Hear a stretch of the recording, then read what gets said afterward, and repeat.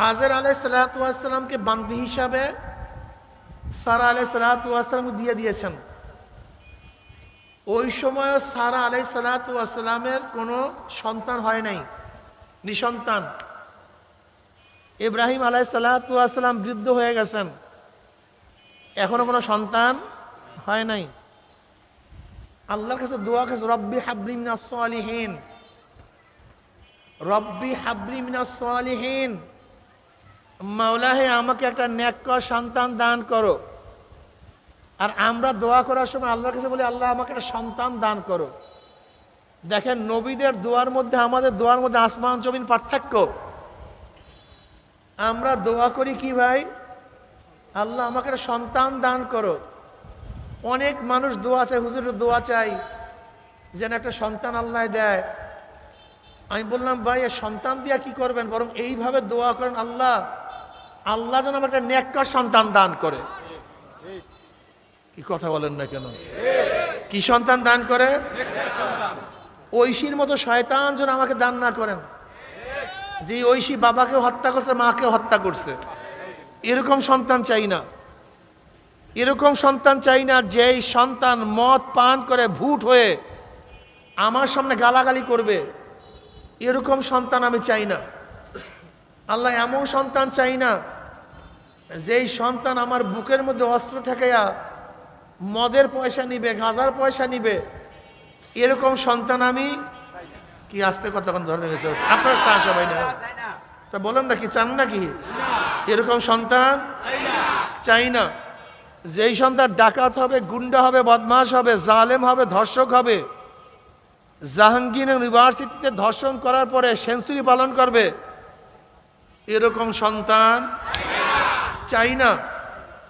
যেই সন্তান বুয়েট ইউনিভার্সিটিতে রেজাউল ফাহাদের মতো নিষ্পাপ এক সন্তানকে, এক ছাত্রকে হত্যা করবে, এরকম সন্তান চাই না। কি জোরে বলেন না কেন? এরকম সন্তান, যেই সন্তান চাঁদাবাজি করবে, কাজকর্ম বাদ দিয়া, ব্যবসা বাণিজ্য বাদ দিয়া, পড়াশোনা বাদ দিয়া, কামাই রোজগার বাদ দিয়া, চাকু ঠেকাইয়া, অস্ত্র ঠেকাইয়া চাঁদাবাজি করবে, আল্লাহ এই সন্তান তোমার কাছে চাই না। কি কথা ঠিক না? আল্লাহ যেই সন্তান খুন করবে, জুলুম করবে, এরকম সন্তান চাই। রব্বি হাবলি মিনাস সালিহিন, আল্লাহ নেককার, আল্লাহওয়ালা, যেই বাচ্চা তোমাকে ডাকবে, তোমার ইবাদত করবে, নবীর সুন্নাত অনুযায়ী চলবে, যেই বাচ্চাকে দেখে চক্ষু জুড়াইয়া যাবে, যেই বাচ্চা আমার খ্যাতবোধ করবে, ওর মায়ের খ্যাতবোধ করবে, যেই বাচ্চা সমাজের খ্যাতবোধ করবে, যেই বাচ্চার প্রশংসা গোটা এরিয়ার মধ্যে ছড়াইয়া যাবে, যেই বাচ্চা আল্লাহওয়ালা হবে, তোমার খাস বন্দা হবে, তোমার গোলাম হবে, যেই বাচ্চা দ্বীনের দাওয়াত দিবে। কথা বলেন না কেন? যেই বাচ্চা দ্বীনের দায়ী হবে, দাওয়াত দিবে, যেই বাচ্চা অন্যার মোকাবেলায় রণাঙ্গনে ইসলামকে বিজয় করার জন্য ঝাঁপিয়ে পড়বে, এরকম বাচ্চা দাও। রব্বি হাবলি মিনাস সালিহিন ফাবাশশারনাহু বিগুলামিন হালিম। আল্লাহ বল ঠিক আছে, যখন দোয়া ভালো করছো আমি তোকে প্রতিদিন ভালো দেব। ফাবাশশারনাহু বিগুলামিন হালিম, আমি তোকে ধৈর্যশীল সন্তান দান করব, যে খুবই ধৈর্যশীল হবে, সব জায়গায় ধৈর্য ধারণ করবে, এরকম সন্তান দান করব। এর জন্য দোয়া করার আগে শুধু সন্তান চাইবেন না, সব সময় বলবেন রব্বি হাবলি মিনাস সালিহিন। যদি আরবিতে দোয়া করতে নাও পারেন, কমপক্ষে বলবেন আল্লাহ নেককার সন্তান দাও। কি কার? সবাই বলেন কি সন্তান? না বদকার? নেককার, বদকার। যে নেককার মানে কর না, নেককার যে নেক করে, বদকার যে বদ করে, খারাপ করে, পাপ করে। আল্লাহ পাপই কোনো সন্তান আমি চাই না, নেককার সন্তান চাই। আমার অনেকে দোয়া করে আল্লাহ আপনাকে হায়াত বাড়ায় দাও। আমি বললাম হায়াত দিয়ে কি করবো ভাই? ফেরাউনের তো হায়াত ছিল, ফেরাউন তো 750 বছর রাজত্বই করছে। শেখ হাসিনার হায়াত দিয়ে কি করবো? সে 80 বছর ছাড়াই গেছে। কি কথা বলেন না কেন? এই হায়াত দিয়ে কি করব? খালেদা জিয়ার হায়াত দিয়ে কি করব, অমুকের হায়াত দিয়ে কি করব, 90 বছরে তো এরশাদ সাহেব মারা গেছে, হায়াত দিয়ে কি করব? কথাটা বুঝাতে পারি। আমি বললাম ভাই এই দোয়া করেন না, বরং বলেন যে আল্লাহ আপনাকে নেক হায়াত দান করেন। কি হায়াত? নয়তো জানোয়ারের মতো বেশি লাগবে, লাভটা কি আমাকে বলেন তো। যুবক বাবার খুব ভালো মতো খেয়াল করে দেখো তো, খুব ভালো মতো বুঝো। এক ব্যক্তি দোকানদারি করে, শনিবার কি করছে? কথা বলেন, দোকানদারি বলেন না, বুঝেন না। শনিবার ভোরে খুলছে, রাত্র 10টা 11টায়, রবিবার, সোমবার, মঙ্গলবার, 1 বছর 2 বছর, তো ওবার বাইসে লাভটা কিন্তু একই কাম করে, লাভটা কি বাইসা? যদি কমপক্ষে 1 বছর আগে মারা যায় তো ঝামেলা কম। কি কথা বলেন না কেন? ঝামেলা কম। কিন্তু তো নামাজ পড়ে না, রোজা রাখে না, আল্লাহকে ডাকে না, ও তো কাজী দোকানদারি করে, লাভটা কি দুনিয়াতে থাইকা? ফায়দাটা কি আমাকে বলেন? এক ব্যক্তি চাকরি করে, ভোরে উঠে যায়, সন্ধ্যায় আসে, যায়, বয়স কত? 40, বয়স 50, বয়স 60, এবার রিটায়ার, এখন আর কিচ্ছু ভালো লাগে না। এই 22 লাভটা হয়েছে কি? ও যদি 30 বছর আগে মারা যায়, যে ঝামেলা করতে হইতো না, বাস আগেই নিরিবিলি বাস বিদায় হয়ে গেছে। তোমরা গতকালকে যে আড্ডা মারছো আজকেও আড্ডা মারো, গতকালকে যে আকাম কুকাম করছো আজকেও আকাম কুকাম করো, গতকালকে মদ পান করছো আজকেও মদ পান করো, গতকালকে গাঁজা সেবন করছো, আজ একই গাঁজা টানতে আসো, তো আগামীকাল বাচ্চা লাভটা কি বেটা? আগে মর, আগে মারা যা। বিশ্বাস হয় না? নবী আলাইহিস সালাতু কি বলেন জানেন? ওই হায়াত সবচেয়ে দামি হায়াত, যে হায়াত লম্বা হবে ন্যাকও বেশি হবে। ওই হায়াত সবচেয়ে নিকৃষ্ট হায়াত, যে হায়াত লম্বা হবে গুনাহও বেশি হবে। আমি মরার জন্য বললাম কেন? আগামীকাল যদি তুমি বাঁচো, 1 বোতল মদ তোমার আমলনামায় বেশি লেখা হবে। আগামীকাল বাঁচলে 5 ওয়াক্ত নামাজ কাজা করার গুনাহ লেখা হবে। আগামীকাল বাঁচলে একটা রোজা না রাখার গুনাহ লেখা হবে। আগামীকাল বাঁচলে তোমার আমলনামায় মিথ্যার গুনাহ লেখা হবে। কাজে মরলে কমপক্ষে, কথা বলেন না কেন, একদিনের তো কমসে কমপক্ষে। নবী আলাইহিস সালাতু বলছে যে হায়াত লম্বা গুনাহ বেশি, যে সবসময় নিকৃষ্ট হায়াত। আর ওই হায়াত সবচেয়ে দামি, যে হায়াত লম্বা হবে ন্যাকও। আমি বাঁচতে চাই কেন? 5 ওয়াক্ত নামাজ, মাশাআল্লাহ বলেন না, 5 ওয়াক্ত নামাজ, কোরআন তেলাওয়াত, জিকির আজকার, দাওয়াত, ন্যাক, এর জন্য বাঁচতে চাই, নয়তো দুনিয়ার জন্য নয়। দুনিয়ার জন্য যদি বাঁচুই, যে দুনিয়া তোমাকে বাঁচাতে পারবে না, রক্ষা করতে পারবে না, সেই দুনিয়ায় লাভটা কি, ফায়দাটা কি আমাকে বলো তো। ইব্রাহিম আলাইহিস সালাতু ওয়াস সালাম আল্লাহর কাছে দোয়া করছে, রব্বি হাবলি মিনাস সালিহিন, আল্লাহ নেককার সন্তান দাও, যেই সন্তান এমন হবে বিশ্ব তার স্মরণ করবে, কিয়ামত পর্যন্ত তার আলোচনা চলবে। ইসমাইল আলাইহিস সালাতু কবে চলে গেছে জানি না, হাজার হাজার বছর আগে, অথচ কোরআনের মধ্যে তাদের ঘটনা আসছে। মানুষ ঘটনা পড়ে, সেখান থেকে ইবরাত নেয়, নসিহাত গ্রহণ করে, মিসাল যে ছেলের মতো ছেলে, সন্তানের মতো সন্তান। ইব্রাহিম আলাইহিস সালাতু ওয়াস সালাম দোয়া করলেন, আল্লাহ পাক দোয়া কবুল করলেন। হাজরা আলাইহিস সালাতু ওয়াস সালাম গর্ভের মধ্যে এক সন্তান দিলেন, যেই সন্তানের নাম ইসমাঈল। সন্তানের নাম কি? ইসমাঈল আলাইহিস সালাতু ওয়াস সালাম। এইদিকে আবার হাজরা আলাইহিস সালাতু গর্ভবতী হয়েছেন, ওইদিকে সারা আলাইহিস সালাতু ওয়াস সালাম এতদিন যার সন্তান ছিল না, আল্লাহ তাকেও সন্তান কবুল করছেন। যার গর্ভে সন্তান জন্মগ্রহণ করেন ইসহাক আলাইহিস সালাতু ওয়াস সালাম। এক স্ত্রীর হলো হাজেরা, হাজেরার থেকে ইসমাইল, আরেক স্ত্রী সারা, তার মাধ্যমে ইসহাক। আর ইসহাক আলাইহিস সালাতু ওয়াস সালামের মাধ্যমেই বনি ইসরাইলের যত নবী বনি ইসরাইলের সব ইসহাক আলাইহিস সালাতু ওয়াস সালাম বংশের মধ্যে। বুঝাতে পারছি? হযরত মুসা আলাইহিস সালাতু ওয়াস সালাম, হযরত ইউসুফ আলাইহিস সালাতু ওয়াস সালাম সহ, ইয়াকুব আলাইহিস সালাতু ওয়াস সালাম সহ যত নবী, সব বনি ইসরাইলি নবী ইসহাক আলাইহিস সালাতু বংশধরের। আর ইসমাইল আলাইহিস সালাতু ওয়াস সালাম বংশের নবী স্টপ, আর নাই, একেবারে থামে গেছে।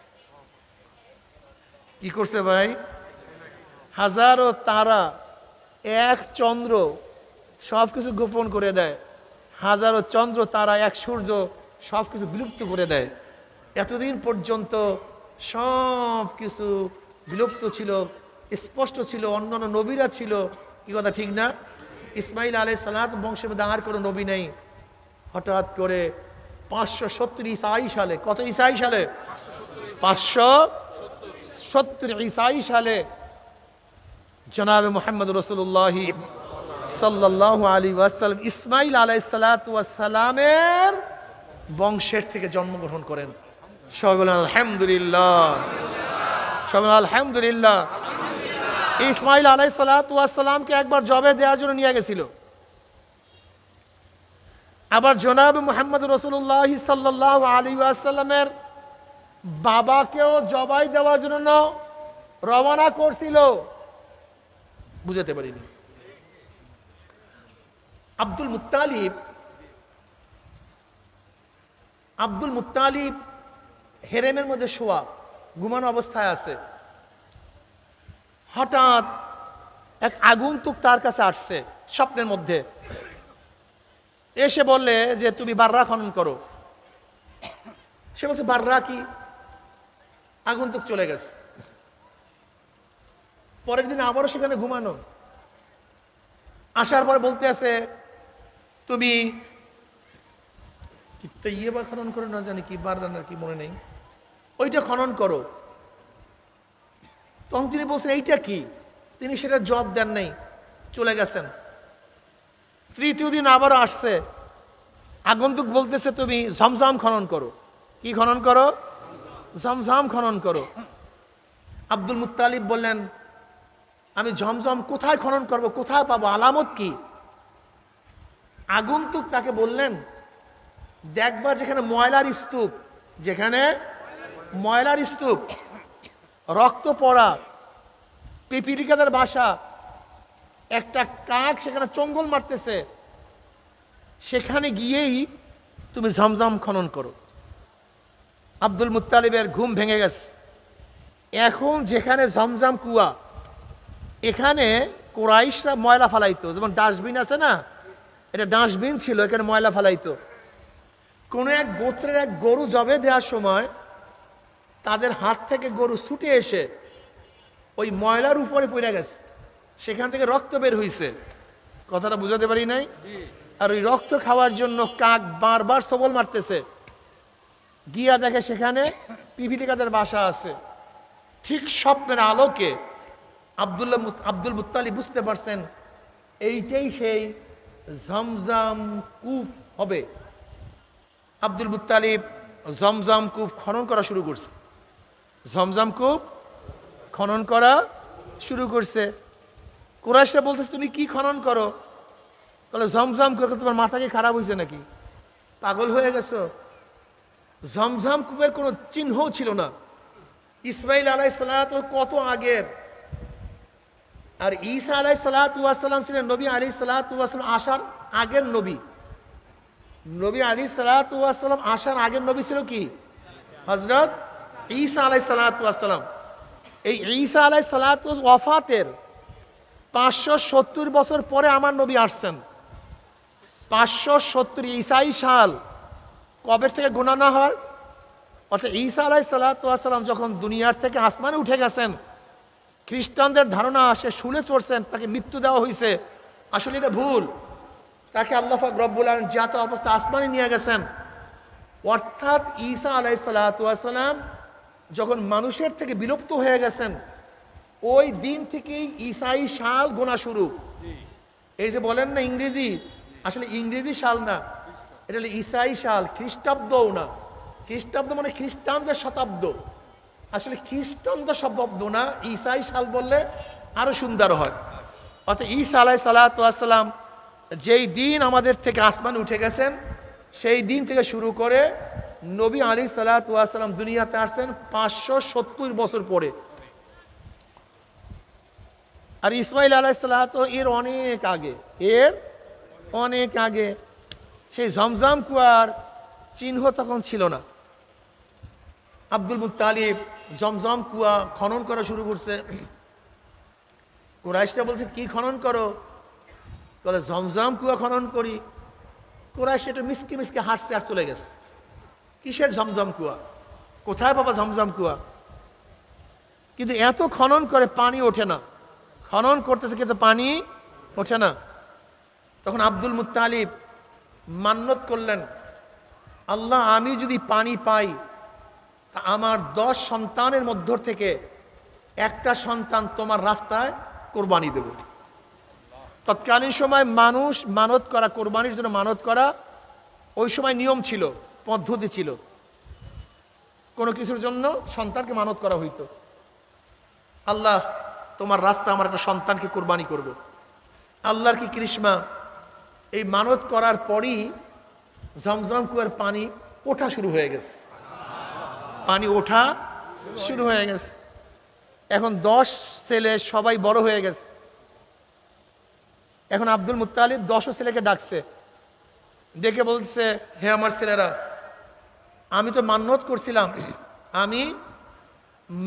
করছিলাম যে ঝমঝম কুয়ার পানি পেলে আমার এক সন্তানকে আমি আল্লাহর রাস্তায় কোরবানি করব। এখন কাকে কোরবানি করব? বলে কোরআ ঢালেন, যার ভাগ্যে আসে তাকে নিয়ে নেন। এবার আব্দুল মুত্তালিব লটারি দেওয়া শুরু করলেন। লটারি টানছেন 10 ছেলের নাম দিয়ে, দেখেন সেখানে নাম আসছে আব্দুল্লাহ। কার নাম? আব্দুল্লাহ। আবারও লটারি দিলেন, দ্বিতীয়বার টানলেন, দেখেন সেখানে নাম আসছে আব্দুল্লাহ। আবারও লটারি টানছেন, তৃতীয়বার উঠাইলেন, দেখেন সেখানে নাম আসে আব্দুল্লাহ। আব্দুল্লাহ কে? জনাব মুহাম্মদ রাসূলুল্লাহ সাল্লাল্লাহু আলাইহি ওয়াসাল্লাম বাবা। ব্যাস ফয়সালা অনুযায়ী তাকে জবে দেওয়ার জন্য নিয়ে যাওয়া হইতেছিল। এমনি নবী আলাইহিস সালাতু ফুফিরা তার বাবাকে ধরছে, আল্লাহর রাস্তায় আমার ভাইকে কোরবানি করিয়েন না, বরং তার মোকাবেলা আল্লাহর থেকে কোনো জন্তু কবুল করিয়ে নেন, কোনো জানোয়ার কবুল করিয়ে নেন। আপনি একদিকে জানোয়ার আর একদিকে আমার ভাইয়ের নাম দেন, যে আল্লাহ পাক রব্বুল আলামিন জানোয়ারকে কবুল করে তাহলে আমার ভাইকে আর কোরবানি দিতে হবে না। আব্দুল মুত্তালিবের মেয়েদের কথা শুনিয়া আব্দুল মুত্তালিব এবার এক জায়গায় রাখছে 10টা উটের নাম, এক জায়গায় আব্দুল্লাহর নাম। লটারি টানে দেখা আবার আব্দুল্লাহ, এবার 10টা বাড়ায় 20, একদিকে 20 একদিকে আব্দুল্লাহ, আবার আব্দুল্লাহ, আবারও 10 বাড়াইছে, আবার আব্দুল্লাহ, আবারও 10 আব্দুল্লাহ, আবারও 10 আব্দুল্লাহ। যখন 100 উট একদিকে আর আব্দুল্লাহর নাম একদিকে, তখন উটের নাম চলে আসছে। কি নাম চলে আসছে? উটের নাম। দিয়াত হিসাবে আব্দুল্লাহর পরিবর্তে মুত্তালিব 100 উট আল্লাহর রাস্তায় জবে করে দিচ্ছেন। কত উট? 100। এর জন্য জনাবে মুহাম্মদ রাসূলুল্লাহ সাল্লাল্লাহু আলাইহি ওয়াসাল্লাম তার বাবা 100 উটের বিনিময়ে বেঁচে গেছেন। আজও যদি কেউ কাউকে খুন করে তার দিয়াত হলে 100 উটের মূল্য। কত উটের মূল্য? 100 উটের মূল্য যদি কেউ দেয় আর যদি পরিবার পরিজন গ্রহণ করে তার দিয়াত হবে 100 উটের মূল্য। ও যে তার বাবা আল্লাহ পাক 100 উটের মাধ্যমে বাঁচায়া দিয়েছেন, আল্লাহ পাক এইটাকে শরীয়ত করে দিস। সুবহানাল্লাহ। তার বাবাও তো জবে হইতে গেছিলেন কিন্তু আল্লাহ বাঁচাইছেন। আর তার পূর্বপুরুষ ইসমাইল সেও জবে হইতে গেছিলেন, বাঁচাইছে কে? আল্লাহ। এই জন্য এক ইহুদি জনাবে মুহাম্মদ রাসূলুল্লাহ সাল্লাল্লাহু আলাইহি ওয়াসাল্লামের কাছে কি চাওয়ার আগে বলছে, হে 2 জবিয়ার সন্তান, হে 2 জবিয়ার সন্তান, আমাকে কিছু দান করো।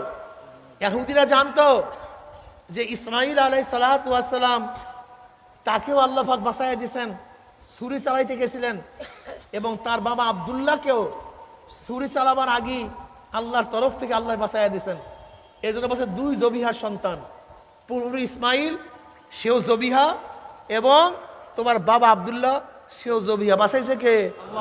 বাঁচাবার মালিক কে? আল্লাহর কাছে বাঁচতে চাও না কেন? যাই হোক, ঘটনা অন্যদিকে অনেক লম্বা ইতিহাস। জনাব মুহাম্মদ রাসূলুল্লাহ সাল্লাল্লাহু আলাইহি ওয়াসাল্লাম কুরাইশ বংশের আব্দুল্লাহ সম্ভ্রান্ত পরিবারের লোক ছিলেন। আব্দুল্লাহ তিনি আব্দুল মুত্তালিবের সন্তান।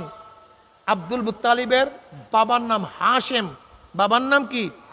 হাশেম। হাশেম অর্থ কি? সেরনা, ফারনা, অর্থাৎ তার বংশের হাশেম তিনি হাজিদেরকে মেহমানদারি হিসেবে রুটি সিরিয়া সিরিয়া খাওয়াইতো। এরা আগের থেকেই মেহমান নামাজি করত, আগের থেকেই মেহমানদারি করত। এরা আরবের মধ্যে সম্ভ্রান্ত পরিবার, খুব দামি পরিবারের লোক। আব্দুল মুত্তালিবের কাছেই কাবার চাবি ছিল। যখন আব্রাহাম ইয়ামান থেকে আসছেন কাবাকে ধ্বংস করার জন্য, সমস্ত কুরাইশরা চলে গেছে, আব্দুল মুত্তালিব যায় নাই। আব্দুল মুত্তালিব উপরৌকন নিয়ে আব্রাহামের কাছে গেছে, আপনি কেন ইয়ামান থেকে আসছেন? যদি আপনার উপরৌকনের প্রয়োজন হয় তাহলে আমরা আপনার কাছে উপরৌকন নিয়ে যাইতাম, আপনি এখানে কেন আসছেন? আব্রাহাম বলছে, আমরা উপরৌকন নেওয়ার জন্য আসি নাই, ওই যেই কাবাকে শ্রদ্ধা করে সম্মান করে ওই কাবাকে ধ্বংস করার জন্য আসছি। তখন আব্দুল মুত্তালিব চিন্তা করছে উপায় নাই, এই বিচার আসল জায়গায় দিতে হবে। তখন আব্দুল মুত্তালিব উটগুলিকে হেফাজত করে বলতেছে, মাওলা হে, আমি আমার উটকে হেফাজত করছি, তুমি তোমার ঘরকে হেফাজত করো।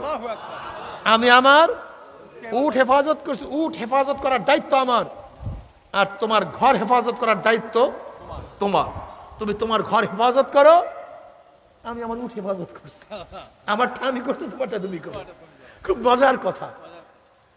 আব্দুল মুত্তালিব পাহাড়ে উঠিয়া এই দোয়া করতে দেরি, হঠাৎ দেখে জেদ্দার দিক থেকে, আরব সাগরের দিক থেকে একটা ছোট ছোট পাখি, তয়রান আবাবিল। এই আবাবিল পাখির সাইজ ছিল ঘুঘুর চেয়ে একটু বড়, কবুতরের চেয়ে ছোট। তার মাথা ছিল হিংস্র প্রাণীর ন্যায়, বাঘের মতো, অন্যান্য পাখিদের মতো না, বাঘের মতো দেখতো, হিংস্র প্রাণীর মতো চেহারা ছিল। এই আবাবিল পাখি আল্লামা সৈয়দী রহমতুল্লাহ আলাইহি বলেন, ওই ঘটনার আগেও কেউ কোনোদিন দেখে নাই, ওই ঘটনার পরেও কেউ কোনোদিন দেখে নাই। এখন যে আসলে আমরা এই সৌদি আরবে যে আবাবিল পাখি দেখি, এই আবাবিল পাখি ওই আবাবিল পাখি না। দেখে এক ঝাঁক পাখি আসতেছে ম্যাগের মতো, 3টে করে বোমা। একটা পাখির কাছে বোমা ছিল কয়টা? 3টা। সাইজ জানেন নাকি? সরিষার চেয়ে বড়, কলুটেলের চেয়ে ছোট। এই হলো পাখির বোমের সাইজ। 2টা নেছে 2 পাখার মধ্যে, একটা নেছে চোয়ালের মধ্যে, ঠোঁটের মধ্যে। এই বোমা নিয়ে পাখিরা হাজির। ব্যাস, শুধু উপর থেকে বোমা ফালায়, যেখানে পড়ে সেখানে সাফ হয়ে যায়। হাতির উপরে পড়ে ওই ছোট্ট বোমা, আর হাতির পিঠের উপর থেকে নিচ থেকে বের হয়ে যায়। এই বোমা মারাত্মক বোমা, যেখানে গায়ের মধ্যে পড়ে সেখানে ঠোঁটসা উঠে যায়। বসন্ত রোগ গোটা দুনিয়ার মধ্যে প্রথম দেখা দিচ্ছে। এর আগে বসন্ত রোগ ছিল না, গোটা দুনিয়ার মধ্যে বসন্ত রোগ ওই সময় দেখা দিছে। যার গায়ের মধ্যে বোমা পড়তো সেখানেই ফুসকা উঠতো, পছন্দ। আব্রাহামকে আল্লাহ পাক রব্বুল আলামিন সাথে সাথে মারে নাই কিন্তু,